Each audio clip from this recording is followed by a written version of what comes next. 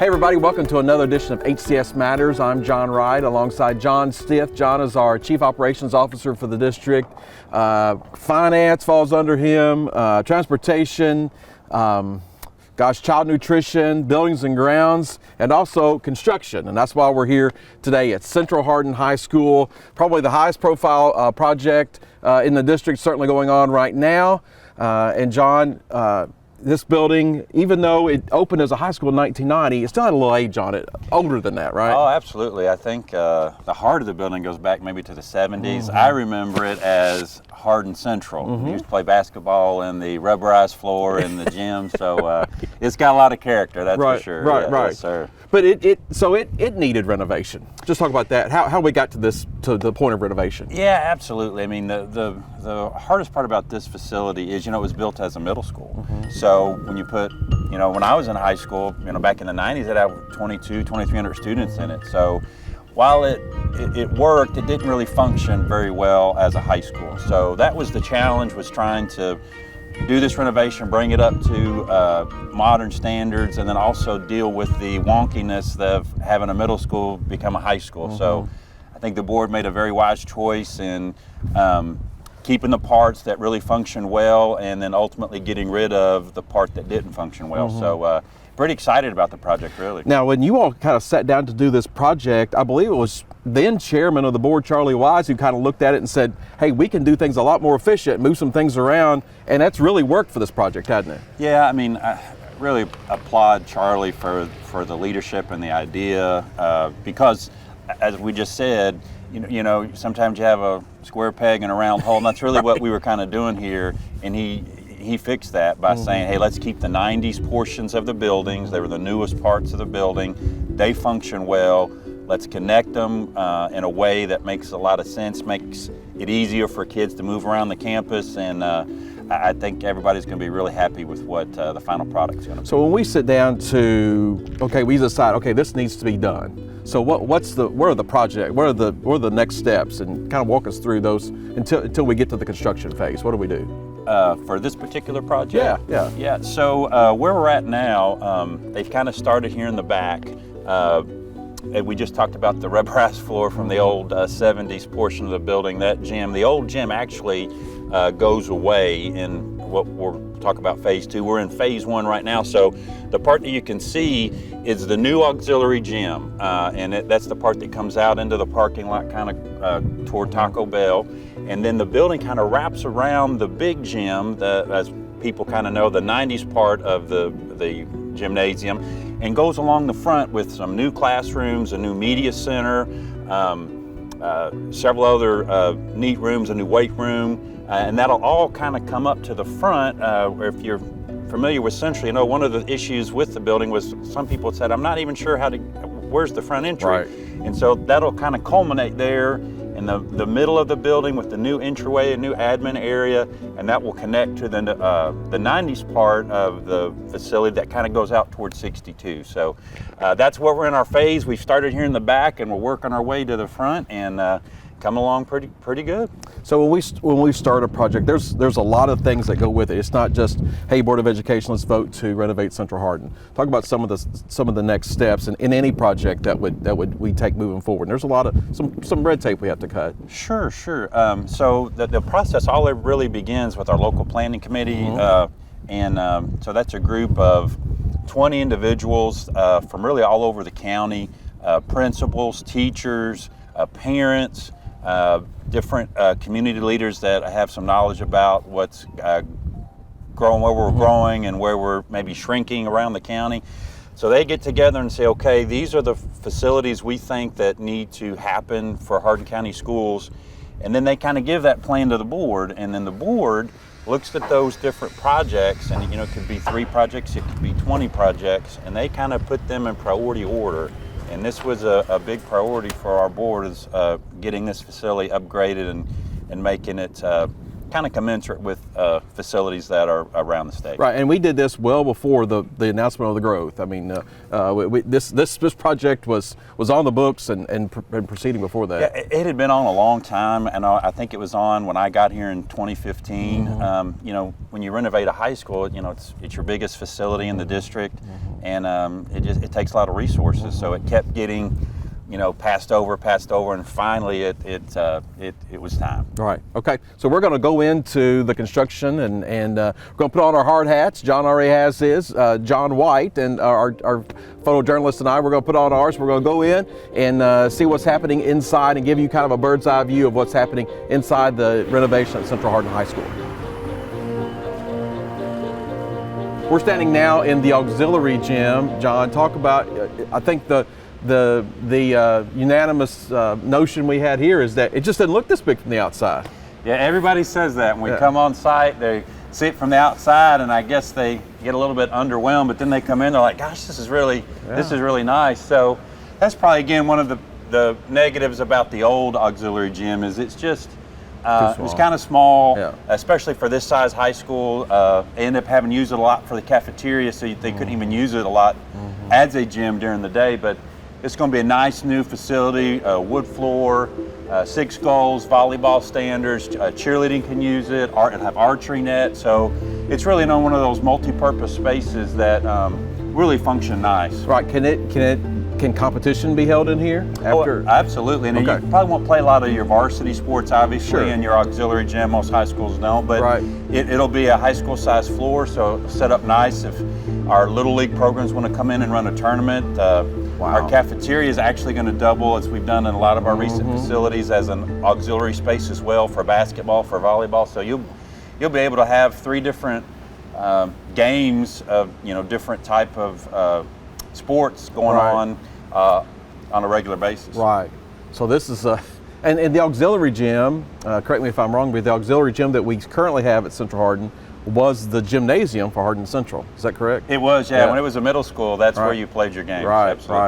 So a big improvement, and it's to talk about just, and I don't mean to keep harping on it, but we used as an auxiliary gym for 32 years, and 33 years if you count this year, for Central Hardin High School. So to say it's overdue is well past. Again, back in the day, I'm sure in the 70s it was, quote unquote state of the art, but 50 years later, and it's in bad need of a makeover. Right.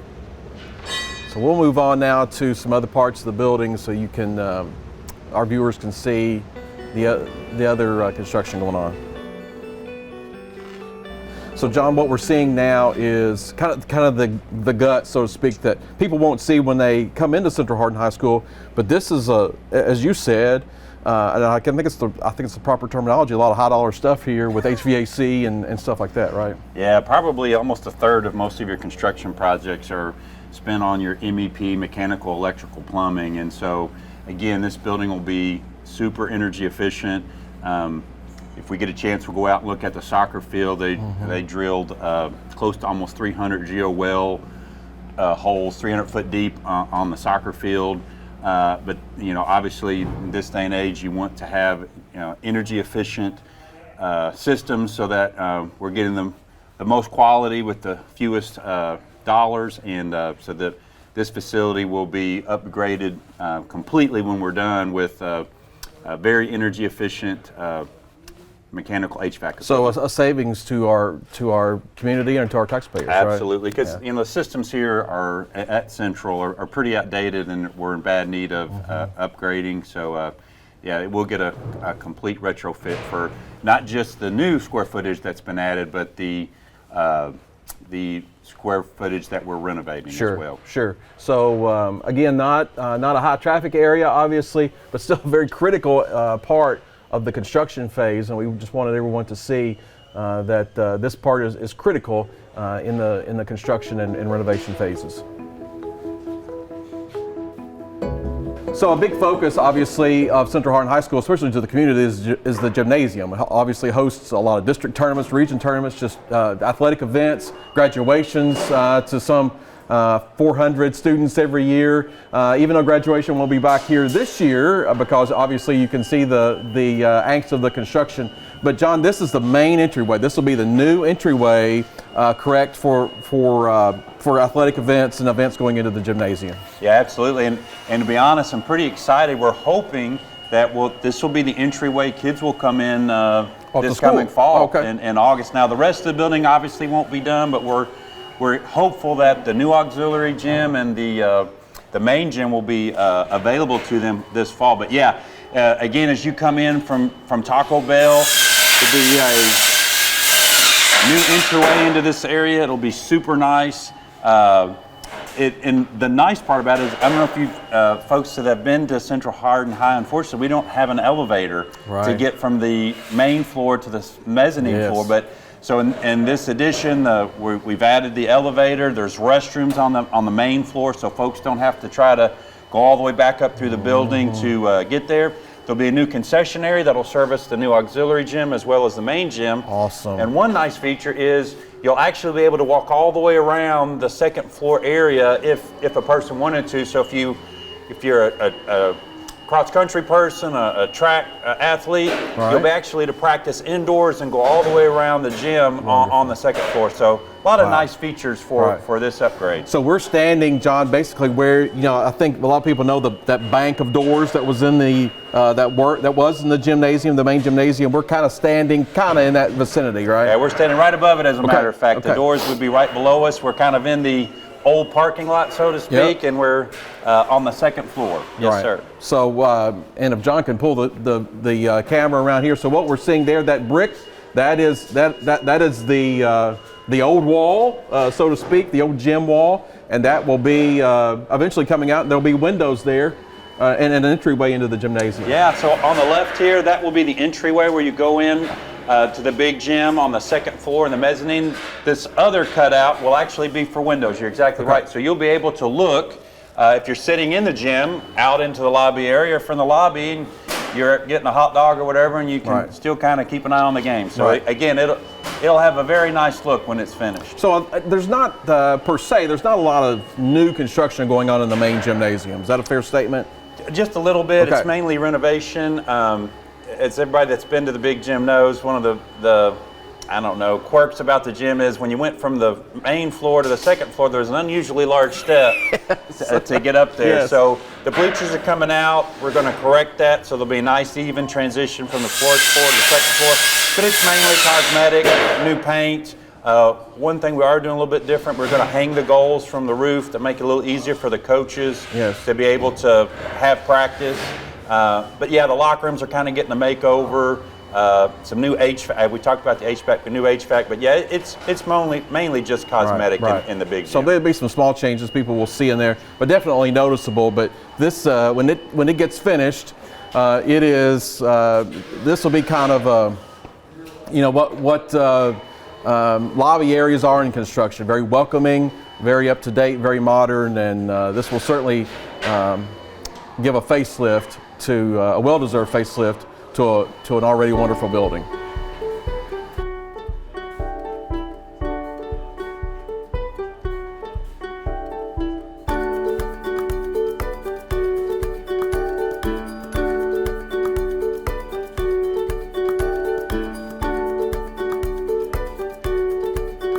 So we have now made the turn. If you were standing in that mezzanine area, we've now kind of made an L shape, and now we're in the area, John, where this will all be just additional classroom space and a new media center. Yeah, the bright shining star of this part of the building is that new media center. If you've been in Central Hardin High School, again, I think that media center goes back to the 70s. So it's pretty dated.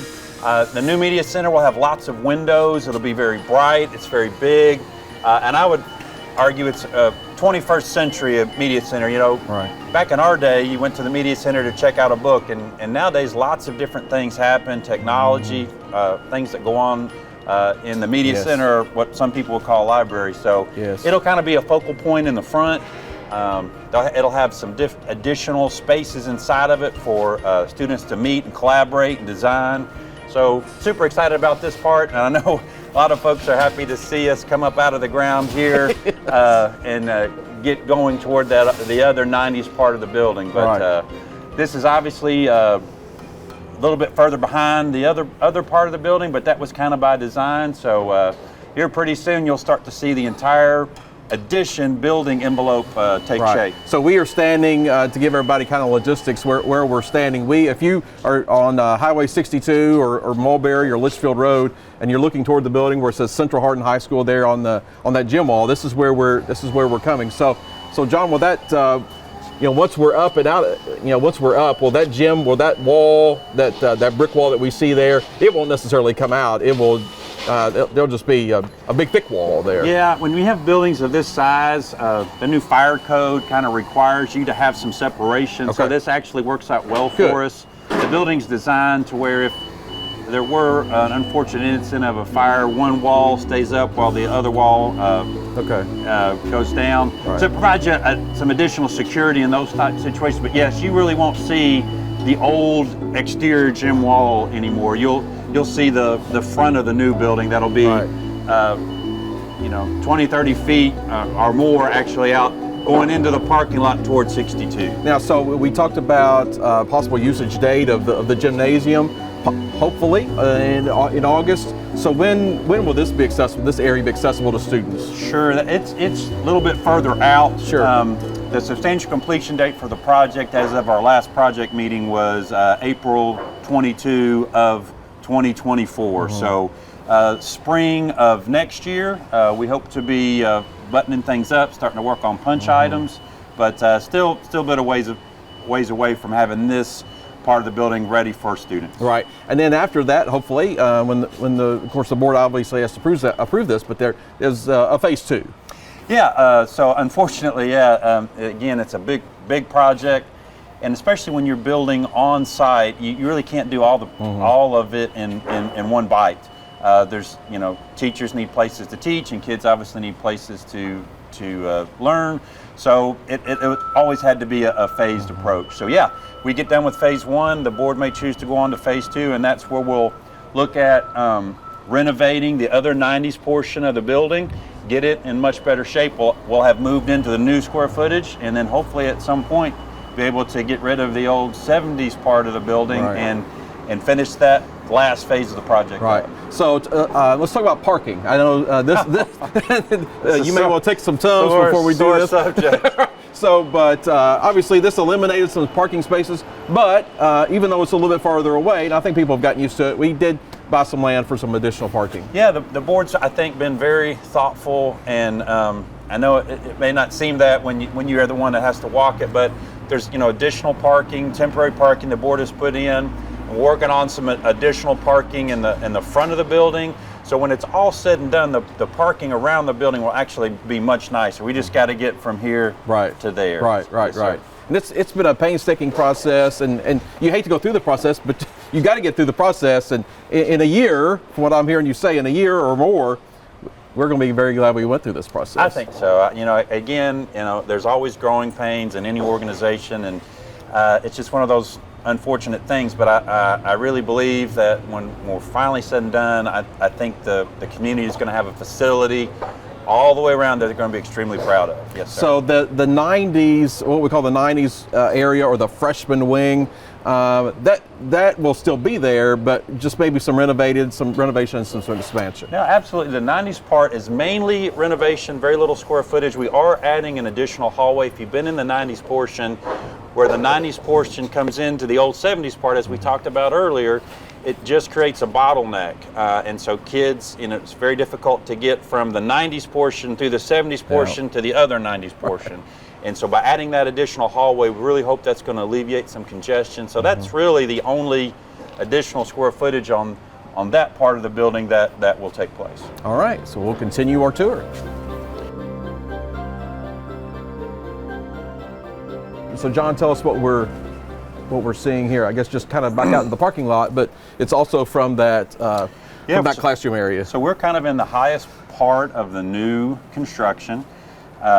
And again, this will kind of be the vantage point students we would look at over the new parking lot. This area right here is mainly classroom space. We have family consumer science that's in the bottom floor, JROTC, and I think just a few couple standard classrooms. But again, just kind of gives you a little bit of perspective of how large this project really is. So we are standing in the gymnasium, the main gymnasium of Central Hardin High School. What everybody knows and remembers is the main gym. The Bruins still up on the wall. Just the bleachers are gone, and some renovation going on in here. So John, revisit kind of a little bit about what we'll see different in here. Sure, probably the main difference is on the westernmost wall. Again, if you're looking toward Taco Bell, if you're in the gym, you'll notice now that there is the mezzanine has been extended along that wall. So like we were talking about earlier, if you're on the second floor or the upper level of the gym, you're now be able to walk all the way around in a circle. So you can go from the building proper over into the new entryway area. You know, so folks that are running, conditioning, can make that full, complete circle. So that's the biggest, the newest feature about the gym, really. If you look up in the rafters, you can see we've got some new ductwork. So again, a new HVAC system. We had to do a little work on the roof structure itself, so we could support the new goals. You can see a lot of plywood on the floor. We are trying to reuse the floor. It actually got renovated, I think 10 years ago or so it was still in pretty good shape, so we wanted to keep that. We did do some extensive plumbing rework in the locker room areas. Some of the areas didn't have water and other amenities that you would expect to have in a gymnasium, so they got rearranged. But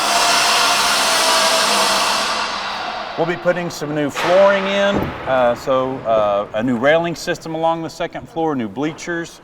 We'll have some new lockers going in the locker rooms. The training facilities getting upgraded. So again, just overall, just a nice facelift for this area. I know our friend, Brother Mike Bell, wants to know the sound system is coming back, right? I mean, the renovation, the renovated sound system that we did in here 2-3 years ago, that'll still be that quality sound system. Yeah. Tim Isaacs and his staff, to his credit, they really spent some money and upgraded the sound system. So yeah, that was one nice thing that we didn't have to renovate. But yeah, it all comes back. Absolutely. Okay, good deal. So, will the, you know, it was that Carolina blue or that soft, what we call Columbia blue. Will the walls still be that same color, or do we know that yet? Yeah, we've picked out all the colors. Okay. I think it'll be more of a background color, probably more of a gray, but we will certainly incorporate. When you come in here, you will get the Bruin feel, the bleachers, some of the sound panelings and different things that'll be going on in the gymnasium.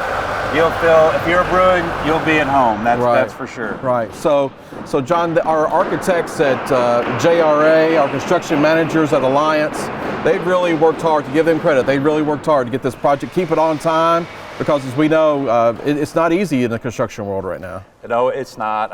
Everybody's competing over workers. There's a ton of work, I think, across the nation, but certainly in Hardin County, there's a lot of work going on. So I think some different foremen from other sites show up and try to steal each other's workers. It's you know, kind of a dog-eat-dog environment right now, but they've worked hard. This is not an easy project. It's not an open field area. You've got students, you know, 1,800 students, over 100 faculty members that are coming out in and every day. So got to applaud Alliance. The site superintendent has had a great relationship with Tim Isaacs and his staff, and they've really worked hard to try to make this project minimally invasive to what's going on in the building as possible. So far, I think it's gone as well, just about as well as it could have. So again, there'll be that entrance that John's videotaping right now, Mr. Smith, that will still be, will people still be able to access that mezzanine there? Absolutely. I mean, if you're familiar with Central Hardin, the entryway in from the building proper, again, that stays, that lobby area all stays. Matter of fact, band is not moving, the ag rooms are not moving now. They're not getting renovated in this phase, but in phase 2, that will all get upgraded, and it's going to lead into, and I don't know if we're going the building proper or not, but in this phase, we're going to have a new kitchen, a new cafeteria. Again, that's one of the rubs about the current facility is it was never sized Yes. for 1,800 students. It was Right. sized for a 600-700 student middle school. So I wish that was a little bit further along, because that's another area that I think folks are going to be extremely proud of when this first phase is done. The building is going to function so much better for the high school age child. So, it's really going to be nice. When people ask, why are we doing this? Well, we've been serving 1,800, 1,900, 2,000 of our closest friends every day for lunch for 33 years in a kitchen that was built for 700 students, 800 students. Absolutely. And Tim Isaacs, I'm sure, could explain the woes of that a lot better than I could. But when you have a facility that's not right size, it just creates problems all the way around. You have to have lunch over a much longer period of time than you normally would. You're taking spaces that you typically would use for instruction. Now you're turning them into spaces to make the building function for lunch. That won't be the case when we're done. It's going to be nice. And this will, this will help instruction overall. This will be a sense of community pride. I mean, it was just time to do it, and I know you're glad to start on it and get it through to where it is right now. Absolutely. When you think about it, a high school, all your students, elementary and middle school, will eventually make their way to high school. Right. So if you're wanting to do what's best for kids and you want to touch everybody, renovating a high school really makes a lot of sense, because eventually everybody winds up here, everybody gets to use it. Little league programs, make their way up here. So all in all, and again, maybe I'm being a little biased, I think spending money on a high school makes the most sense of any facility really in the district. So we're standing now in front of the soccer complex, which we could not use for the 2022 season because it was under construction. And John, tell us why this area was under construction if we were renovating inside. Tell us why we had to dig up here. Sure. Well, we were talking about it earlier while we're in the building. Obviously, the board had to upgrade the HVAC, MEP portion of the building, and part of the way to do that was to drill geo wells somewhere on campus, and the logical choice for us was the soccer field. We had to drill about 300 holes, 300 feet deep. Wow. And so that obviously ate up a lot of real estate and made a big mess, but the good news is for our soccer families is that we're going to come back in, get the field back in better shape than it was in before we did that work. And along with that, we're going to upgrade the entryway a little bit. The concrete and asphalt was in pretty bad shape, so that's coming out and it's going to get replaced. We really were in bad need of an additional concession and storage area, so we're going to do that in conjunction with the press box for soccer. And the concession stand will feed not only the soccer field, but also the football field, and get them out of the old blockhouse, which was too small. And if you've been to a football game, you know it backed up horribly. So that would be real nice. And the board even took it a step further. If you've been following the board meetings, the board also decided to spend a little bit of money to upgrade the baseball field. We had a pretty bad drainage problem, which had created some water damage to the third base dugout. So we've got that done and got that filled in much better shape for this spring season. So not only are we doing a lot for the academic side of the world here at Central, but doing a little bit to try to get our athletic complex upgraded along the way. So what I'm hearing you say, baseball will be ready to go we're standing here in late February. It'll be ready to go when Coach Cruz throws out the baseballs later this spring. Came out last week or earlier this week when it was 80 degrees or whatever it was, Right. And they were out there throwing. I don't know if they'll be throwing today, but Right. yeah, the baseball field's ready to go, and we anticipate our soccer field to be ready to go, ready for play August, mid-August of this calendar year. Yes, sir. Well, we hope you've enjoyed our tour. I thank John White and John Stith for helping us out today and going along this tour. I think it's been good for you, the community, to see what's going on here, how your dollars are being spent. They're being spent very wisely and in a very good manner, because at the end product of this will be a sense of pride for our community. We look forward to it. Thank you for joining us for this edition of HCS Matters.